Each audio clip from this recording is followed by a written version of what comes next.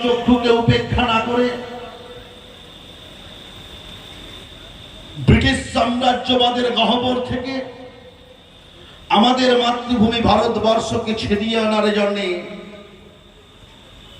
মরণপণ লড়াই করেছিলেন।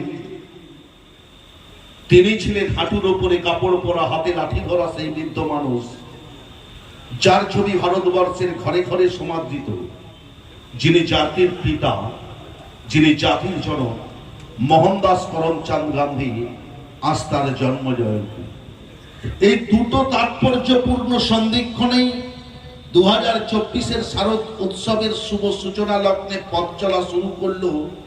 একদিকে মমতা বন্দ্যোপাধ্যায়ের হাত ধরে সারা বাংলার পুজো প্যান্ডেলগুলো, আর এই পটাশপুর অর্থাৎ টিকরাপাড়া রেনবো অ্যাথলেটিক ক্লাব তার শারদ উৎসবের সূচনা লগ্নে পথ চলা শুরু করল।